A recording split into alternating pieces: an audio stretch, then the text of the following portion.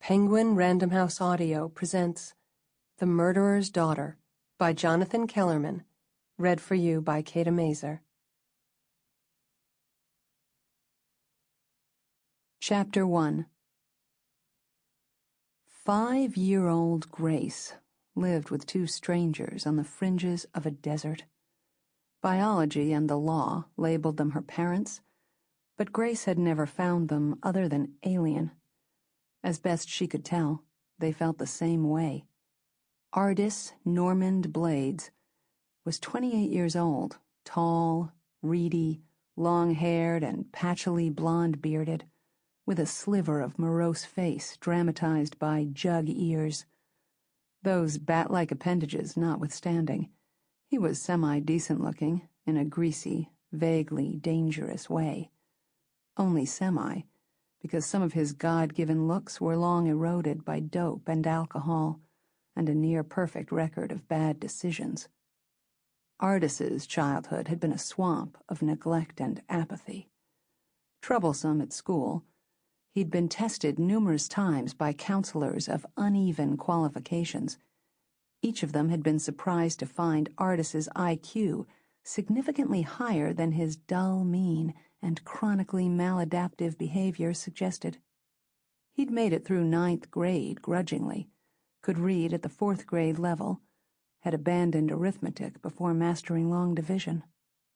All that limited Ardis's occupational goals, and when he wasn't maxing out his welfare and his unemployment benefits, his jobs ranged from dishwasher to janitor to fry cook.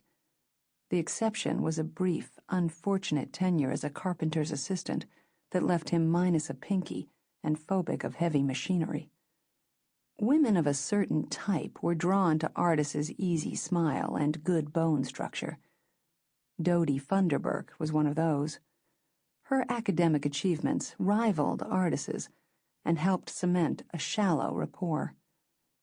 Dodie and Ardis met when they both worked at Flapper Jack's Pancake Palace, a struggling highway stop on the outskirts of the Antelope Valley. Ardis was charged with scraping the grill and mopping the floors after closing.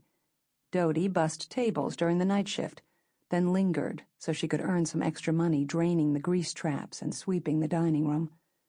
The side benefit of her working late was hanging with Ardis, just the two of them smoking and trudging in the shabby eatery. They began flirting the first night they met, were doing it by the second.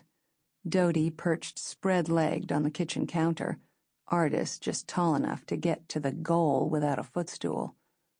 He was barely shy of 22 and already a serious alcoholic and dabbler in meth. Dodie, 3 years younger, had never enjoyed regular periods, and she'd always been a little curvy, so it took 4 months for her to realize she and Ardis had created an embryo. One night at Flapper, she figured she should say something because her belly was getting swelled up. Walking over to Ardis, who was smoking a blunt and mopping, she lifted up her t-shirt.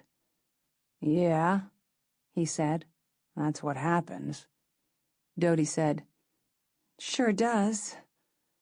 Ardis puffed and shrugged. "Got no money to get rid of it." "Okay," said Dodie. "Maybe I'll keep it." He walked away from her.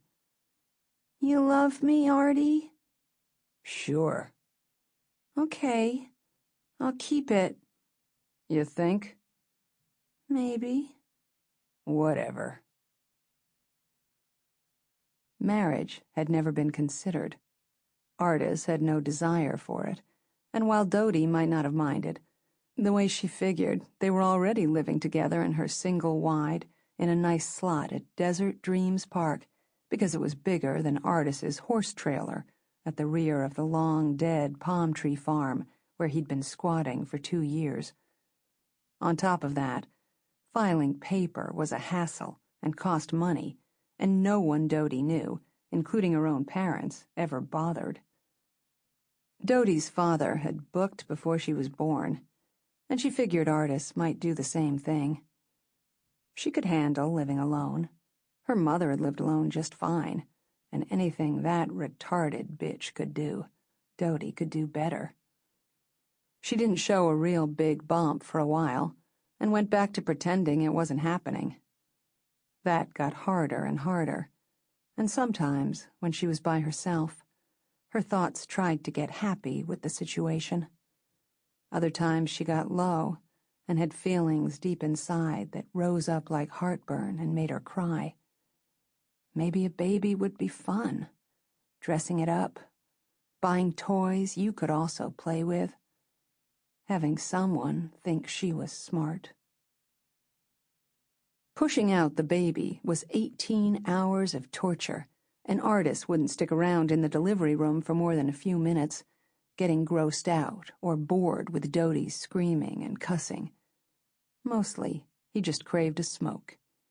Each time he returned, Dodie screamed at him worse, yelling filthy things that made the nurses flinch. Then she got too exhausted to even do that, and became a crawled-up little worm, suffering by herself. Oh, God, how long could she last this way? When Dodie cried out in agony, she mostly got ignored, unless a nurse felt like being nice and shot stuff into her IV that didn't work so good anyway. What Dodie really could have used, she couldn't have because it was illegal. After all that hell, the baby wasn't laying right. Had to be turned like a hot dog on a grill. And guess who that made feel like she was being all torn up? Finally, Dodie felt the slimy thing shoot out of her, and the glimpse she caught was gray and not moving. The doctor, a black guy who just showed up, said, "That's a serious cord, wrapped around 3 places." Then the room got all quiet, and Dodie figured she'd pushed out something dead, and at that moment, no big deal. Main thing is she wasn't hurting no more, and her and Artist could go back to the way it was before. A slapping noise, then a humongous wah. "There we go," said the doctor. "Nice and pink. Apgar 2 elevated to 8. After that, there was all sorts of murmuring and clicking and buzzing. Dodie lay there feeling she'd been hollowed out like a melon, just wanting to sleep forever. One of the nurses, the short one with the cheeks like tomatoes, said, "Here's your new daughter, dear. Fresh out of the oven, loud and healthy, good set of lungs on her." Which was stupid. Bread and cake didn't make noise, and they didn't chew up your insides like a chainsaw. But Dodie, too spent to argue, closed her eyes and felt the weight of the baby settle on her chest. The apple-cheeked nurse said, "Hold her, dear, with your arms. She needs your comfort." Folding Dodie's limbs over the blanket-wrapped bundle and pressing down so they'd stay there. Dodie wanted to smack the bitch. She kept her hands in place so the cow would finally let go. The nurse said, "There you go, dear. That's right. Oh, she's a cute one.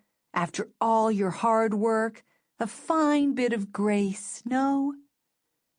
Dodie thought, "At least I got a name for it." That night, they brought the baby to her to feed, even though she said all she wanted was to sleep. "Oh, sweetie," said another nurse, "you can forget about sleep for a while." 2 days later, Dodie and Artist took the baby home. Bitch was right. 5-year-old Grace had no idea how she'd survived from infancy. She'd seen other families with babies in the trailer park, had a notion of what it took to raise an infant. Had the strangers actually done all that when she was tiny and helpless? Hard to believe. They sure didn't feed her much now. It wasn't a matter of no food. There were always leftovers from the McDonald's, where Artist now worked, along with junk pilfered from the Dairy Queen, where Dodie swept up nightly, plus stuff each of them shoplifted. They just never had real meals where everyone sat down together. The few times it happened, Grace would cram as much as she could into her mouth. Sample complete. Ready to continue?